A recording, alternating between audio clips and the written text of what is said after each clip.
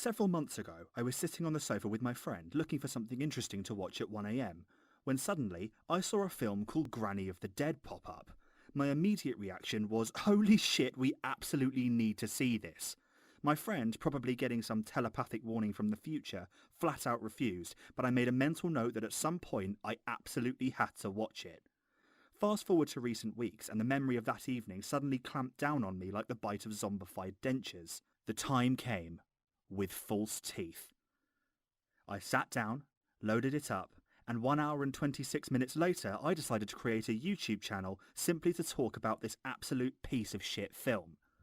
I think this video is some sort of cathartic release more than anything. As this is my first ever upload and I realise that I have a captive audience of exactly 0 people, it's more than possible that this review will just fall into the void and no one will ever see it. So, if by some miracle you've ventured far enough down the YouTube rabbit hole and you're somehow watching this, consider it as some kind of therapy for me. God knows I need it after watching this film, and maybe I'll upload more reviews in the future. But without getting ahead of myself, let's talk about Granny of the Dead. Naturally, the title was the thing that piqued my interest immediately, being so gimmicky that it almost seems like making this film was a joke that got way out of hand. It's so bad that about 10 minutes in, I was utterly convinced that this was a student film, like it was put together by a group in an A-level media studies class who probably ended up getting a C grade. That was until I watched the trailer afterwards and saw that the executive producer was the guy who directed Sharknado. Yep, that's the kind of film we're dealing with here, folks. I'm always wary of films that advertise themselves like this. It's never a good sign when the trailer includes the line, "from the producers of." Generally speaking, the role of a producer on a film mainly relates to the practical aspects of production, selecting scripts, arranging financing and budgeting, scheduling, coordinating between departments. They have very little to do with the creative or artistic side of the project. More often than not, it's a smokescreen designed to hide a severe lack of quality. So what these trailers are actually saying is, hey, the guy who scheduled the calendar for this film you like also scheduled the calendar for this new film. It's gonna be awesome. Spoilers, no, it won't. I tried to find out more about Tudor films, and through the description in an obscure YouTube video, I discovered tudorfilms.com. Either the URL got bought by someone else, or Tudor Films is into some really shady shit, because searching for it brought me to this strange website. But hey, I could stream the Sonic the Hedgehog movie at billy-eilish.lpages.co. It seems appropriate though, because a total lack of competency shines through in every single aspect of the film. It has absolutely no idea how to execute any of the conventions of the genres it's trying to be, and ends up feeling like a complete mess with no organisation and no plan. Obviously it's trying to be a tongue-in-cheek horror comedy, but the problem here is that the way you achieve that tone to a satisfying degree really does depend on all the elements working together. The camera work here is abysmal and often obscures the action, and the music is out of place and completely gives off the wrong tone. Horror comedies are doable. Shaun of the Dead is a great example of how to mix humour with horror, but the one thing that Shaun understands is that there's more to being funny in a film than just doing something funny. The music, the writing, the cinematography, the performances all need to be working in tandem. Granny just throws something stupid at the screen and expects you to laugh at it. I genuinely don't understand how anyone involved could watch this back and think, yeah, we did a great job on this one, guys. Thumbs up, $5.99 at HMV. I mean, it is called Granny of the Dead. What the fuck was I expecting? Anyway, let's get into this. I think it's only fair to start with a few compliments because, believe it or not, there are some things about this film that deserve credit. I did actually catch myself laughing on a couple of occasions. God, I hate myself for that. But only because the absurdist nonsense of it caught me off guard, rather than through any legitimate intent. One funny thing that this film does completely by accident is the fact that it's set in Wales. I don't know why, but the Welsh accent for me makes everything sound 100 times funnier. Take an example. If I, with my posh home county's accent, were to say, "My nan's a zombie," nothing. But when I heard, "My nan's a zombie," I laughed so hard that I nearly fell on the floor. I think that word just has something special about it in a Welsh accent. "Zombie! Zombies! Zombies!" I don't know, maybe it's just me. As well as that, for the most part, the special effects are alright. They do a pretty good job with the eyes, the makeup and the fake blood, although there are a few hilariously notable exceptions like this, and this, and this. But honestly, that's as far as the praise goes. Everything else is pure trash. I feel as though the best way to structure this video is just to tell you about it chronologically, because it's impossible to discuss any overarching themes or plot in this movie, mainly due to the fact that they don't exist. The film starts with an opening credits sequence showing some images of elderly people in what I assume is a care home, with some spoopy shadow hands on the wall. Apologies to anyone watching this with headphones on, because they chose to add some ASMR zombie poetry over the top of this sequence. From deep within hell, a curse rises up to strike down the old and never give up. We get a weird scene of the main character and his girlfriend at a church. There's no audio here, just some really weird tinkly stock music. Very few of the characters in this film have names. I honestly defy anyone to watch this film for the first time and at the end tell me the names of more than like 3 people. For the sake of simplicity, I decided to make up nicknames for the important ones so I could keep track. This guy here has one facial expression for the majority of the film, so let's call him Shovelface. You know what? That might be a bit unfair. Maybe I just caught him at some bad moments. Maybe he does have some acting skill. Has he been in anything else? Showreel? Fuck yeah. People look at politicians and celebrities on the TV, newspapers, glossy magazines. You know what they see? I'm just like them. That's what they say. I'm special. I'm different. I could be any one of them. Alright, so we can't do accents. A Macbeth monologue? Great, I love me some Shakespeare. Let's give that a watch. Is this a dagger which I see before me? The handle toward my hand. Come, let me clutch thee.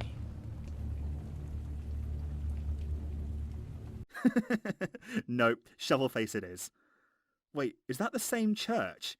I think it is, you know. Anyway, back to the movie. So we cut to Shovelface and his friends all sitting inside the church at night for some reason. Is this like the cool spot where all the kids in town hang out? They're all talking about random bollocks that has nothing to do with the rest of the film. Do you remember your 18th birthday when I said I was coming as the Invisible Man? Do you want to maybe give that one another go? When I said I was coming as the Invisible Man? No? Okay then, 4 minutes in and they've already cocked up a line. The guy in the beanie hat doesn't seem to know the first thing about comedic timing. You need a shave. So do you.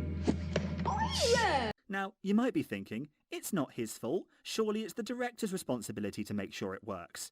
And yes, you're right, it is the director's responsibility. But that's still no excuse because the guy in the beanie hat is the fucking director. Scooby and the gang all stand up to check out some more shadow hands, and the camera doesn't quite follow Shovelface as he gets up. Then we get some next level reaction shots.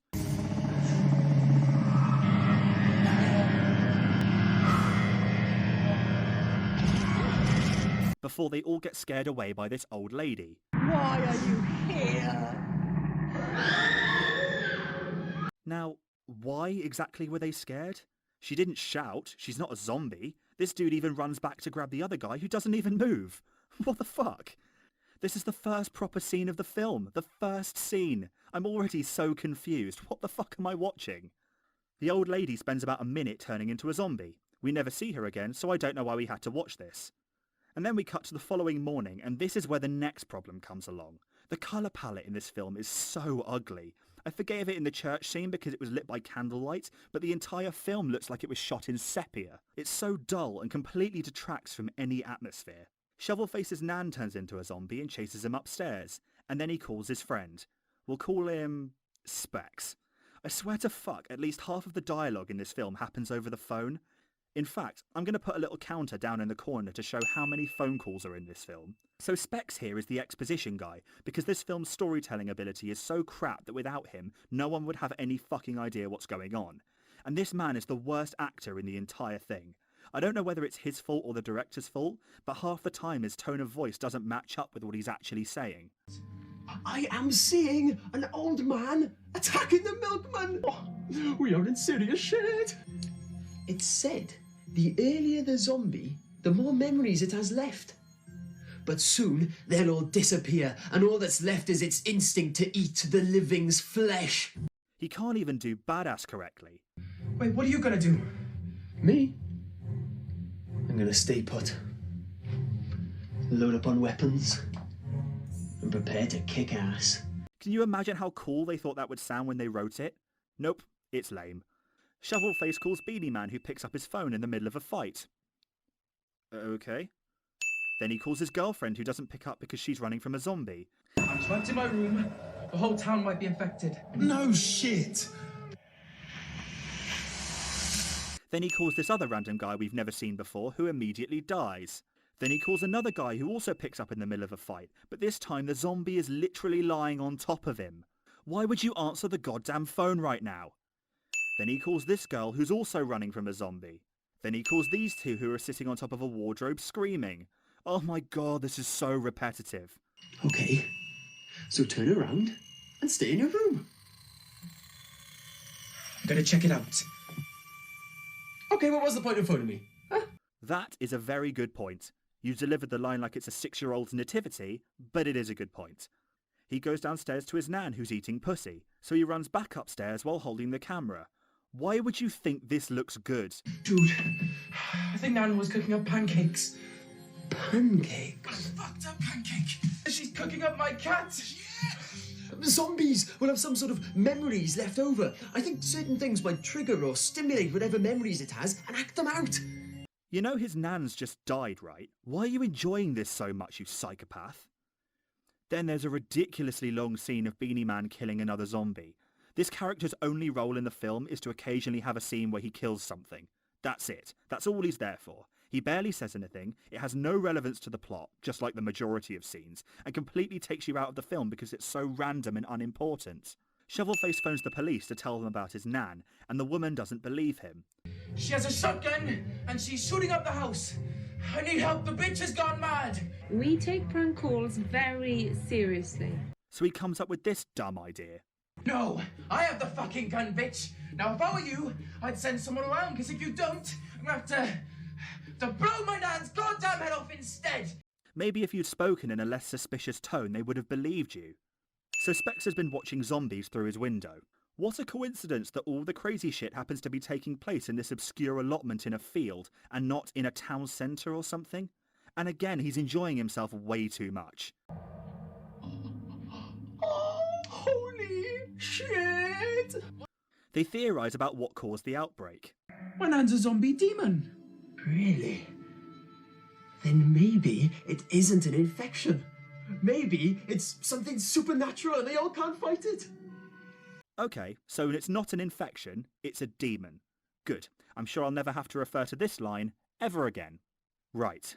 Now we get the best scene in the entire movie. Are you ready? Here we go. So Shovelface calls this guy who's in bed.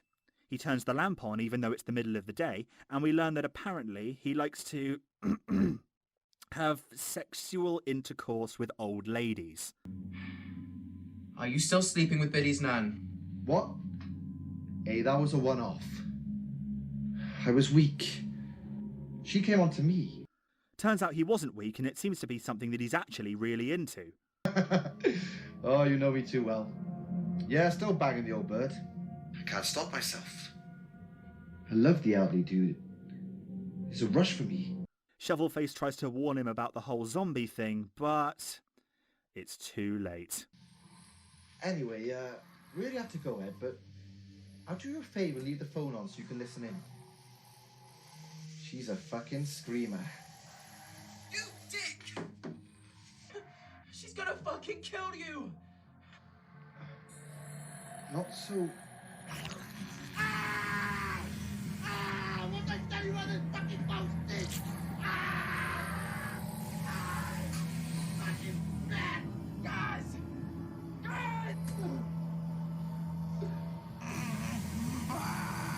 Oh my god, that's brilliant. I had to censor it, but believe me, it's quite something. Just a full-on dick getting bitten off. Classic.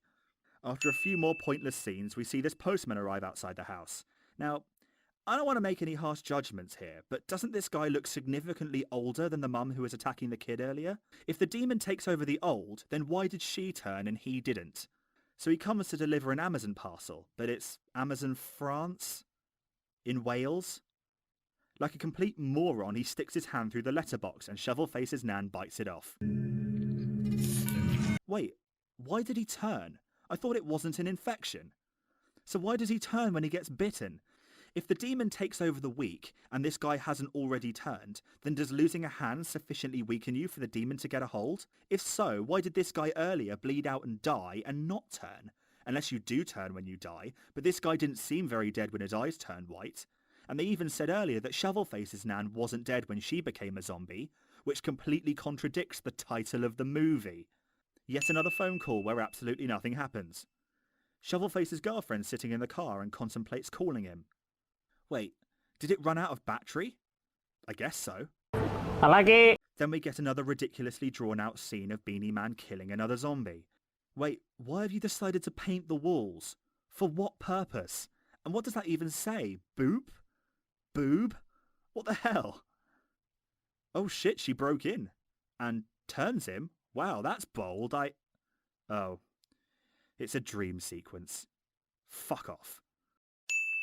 So he calls the dude whose Nan got shagged only to tell him that his Nan got shagged. And they interrupt the scene halfway through to insert this shit joke. Brainy guy, your uncle. Look, brain, like. Ah! Ooh, brainy. Brainy.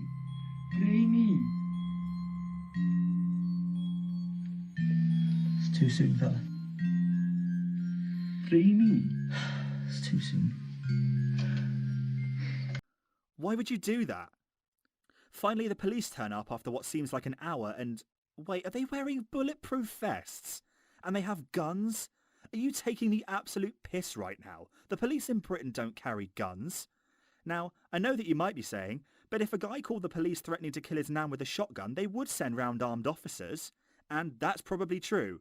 But one, I'm assuming they would have been dispatched bloody quickly. They wouldn't just turn up strolling down this back alley with their hands in their pockets. And two, British armed response officers dressed like this. And fuck you for forcing me into having to explain that. They spot the postman with no hand and the older one decides that what needs to happen now is to split up. And the other guy fucking legs it. Armed response officers my arse. And then he gets bitten. Oh well, so much for that. Wait, the cat's a zombie now too? What is happening? Why is the cat a zombie? So what, the demons decided to possess this half-eaten charred cat corpse? Anyway, the policeman shoots it and jam flies all over the wall. They run out of the back door and now the other officer's a zombie. Why? Why can younger people now become infected? Spoiler alert, but later in the movie, the kid whose nan got fucked also turns, and he's, what, 25 at the absolute most? What are the rules? Explain things. I'm not going to bother trying to figure it out anymore. According to the film, it's an infection and a demon, affects exclusively the old, but also the young, and cats, and you can only become infected when you're elderly and weak, but also if you get bitten. I'm so confused. You are the absolute worst. They run away and lock themselves in the utility room, and the police officer still doesn't believe in zombies. Why did you shoot him? Shoot him? You mean my fucking partner? He's a zombie! Ah, back the fuck off, zombies! Like, dude, you just saw two of them. You were 2 feet from your partner's face as he bled from the mouth and growled at you, and you shot the fucking undead cat. Wake up! Look at this. Look at the framing on this shot. The bottom of his head's cut off. Could you not just take a step backwards and get the guy's whole head in? Now we're back with the shotgun bros. Ooh, goody, time for some action. Might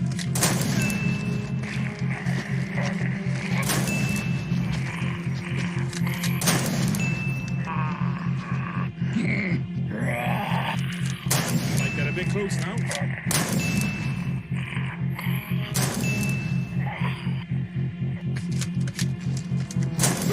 Oh, you almost hit people! Oh,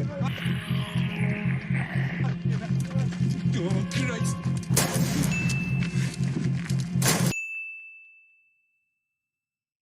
Absolute nonsense. What is that? What is that? Why is that there? That looks like shite. A stock image of some smoke. And why is there just one in the corner of the screen? At least put a few more in to make it look a bit more dramatic. And don't try and tell me it's not a stock animation, because at the end of the movie, they credit fucking Shutterstock. This is so bad, I'm so angry. Is it just me? Am I the problem here? I need a break. Alright, let me try and find some reviews. No critic scores, but what, 68% audience aggregate? Who's rating this film highly enough to average 68%? Poignant and detailed with a wonderful flair for the dramatic. What is poignant about this?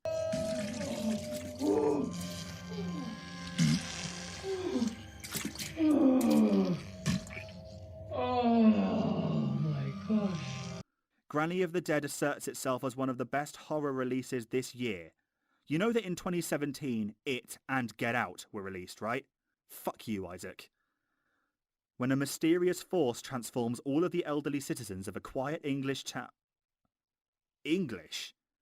Okay, this bitch is clearly American. Well, that's fucked. What about Amazon? Right, Granny of the Dead. Okay, here we go. That's the same weird poster from HMV. That's odd. All right, scroll down.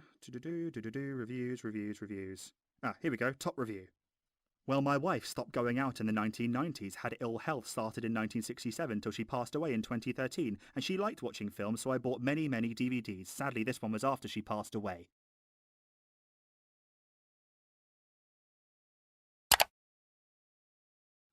So, back to the film, and that scene where Shovelface takes a shit? Yeah, that's the next scene. He takes a really loud and disgusting shit. I don't think I can wait. Yeah, me neither. Oh, jeez. Oh. Yeah, sorry. Distract my friend, because I'm going. What about the plan? Oh, fuck the plan. Okay, he definitely did not wipe. Jem. Carrie, thank God. Wait, so her phone does work now? So why did the screen go black earlier? Did she decide not to call him and lock the phone? I guess so, but it would have been nice if you'd seen her press the button and pull a face or something. Would have made this bit a lot less confusing. So the super best friends decide to try and leave the house. They walk up the garden path, but then this happens. Do you think he's toying with us? Zombies don't toy with you.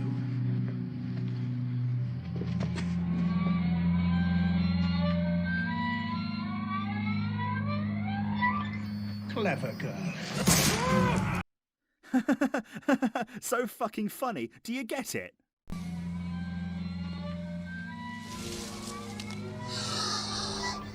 Clever girl.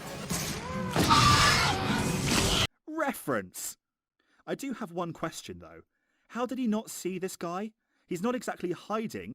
He's just kind of standing there. There's no foliage or anything to obscure his vision. And he's wearing a fucking high-vis jacket. The high-vis stands for high visibility. Jesus Christ, you can't make this shit up.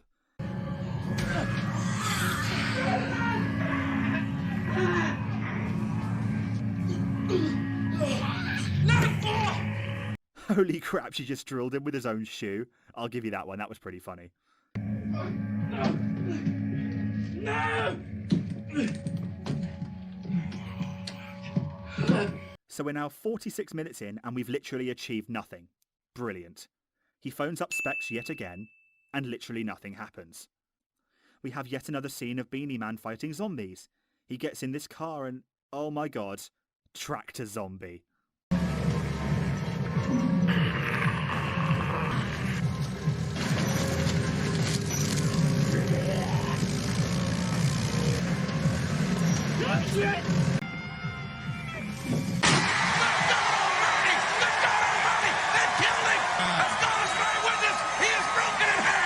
Shovelface has a memory of something Specs said to him earlier on, but because the post-production team are about as intelligent as the rejected cast of Towie, they don't put a distortion effect on his voice to make it sound like a memory. It's just his regular voice. It's said, the earlier the zombie, the more memories it has left. But soon, they'll all disappear, and all that's left is its instinct to eat the living's flesh. So his next big idea is to paint some blood on the wall and hide under a sheet so he can jump out and pull it over his nan to trap her. Wait, I thought you were supposed to kill her to secure the house. Why is this your solution to the problem? And that would definitely not work. In The Walking Dead, they at least cover themselves in zombie guts to blend in and mask their scent. You've done nothing. He goes back downstairs and apparently the zombies have figured out how to open doors. Okay, if you say so.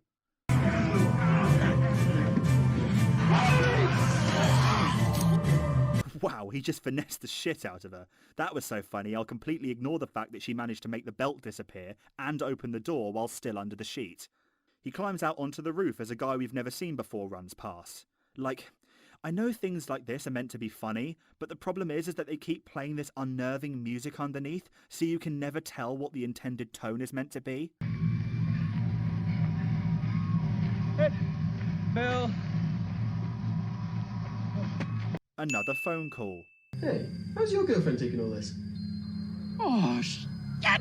Worst boyfriend ever. So now we find out that his girlfriend is mad at him for some reason. We never find out what he did, because of course we don't. This is the last phone call of the film. That is fucking ridiculous. Hey, sweetie. Don't you hey, sweetie me, you bastard. Why haven't you called? Look, why didn't you call me? Because I'm still mad at you, that's why. Well, it can't be that bad, because within 20 seconds she's completely changed her mind. Ed, I'm scared. I'm sorry I was so harsh with you. I wish you was here to protect me and all. Please, movie, just make sense a little bit. Another Beanie Man zombie killing scene. So now the girl from the woods turns up and snaps the zombie's neck, and there's a dumb glass wipe sound effect.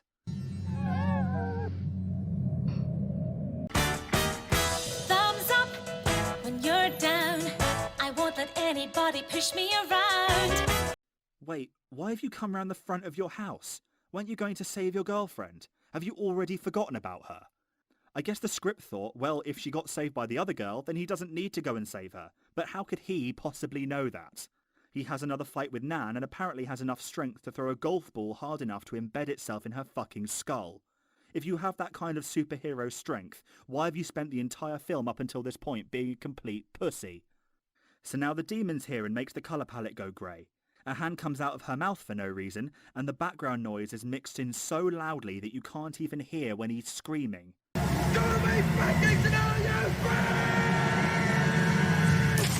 Then his parents come back, blissfully unaware of the zombies literally chasing people down the street behind them. Again, I'd consider this a joke, if not for the fact that the music underneath completely changes the tone. And they don't even question the fact that he's standing there covered in blood. He suddenly remembers for the second time that yes, he does indeed have a girlfriend, and runs out the back door, at which point she speeds up and hits him with the car, which leads to the best line in the whole film. Are you alright? I think I bruised my ass. They all jump in to avoid the policeman zombie and it won't start despite the fact that they literally just drove it here.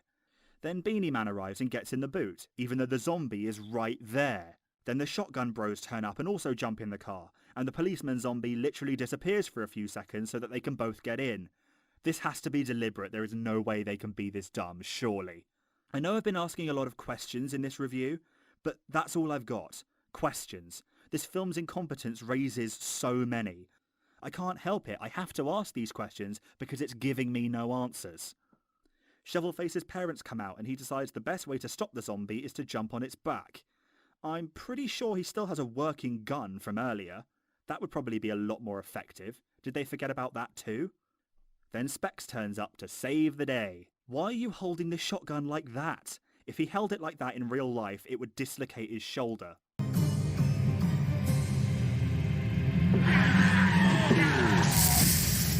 Oh, so is Beanie Man dead? Oh no, he's fine. He just slipped out and dove under the onrushing car in less than a second. Yeah, that seems plausible. And now to end on a joke. So, you're saying this all started with the old, yeah? That's a theory. But doesn't your brother work in an old people's home? Oh, shit! Thank fuck it's over. I'm so relieved. Wait. What's happening? There's more? Why is there more? A 43-second long shot of them just walking. They say nothing, they do nothing, they just walk, and then cut to black, just as a final fuck you to the audience.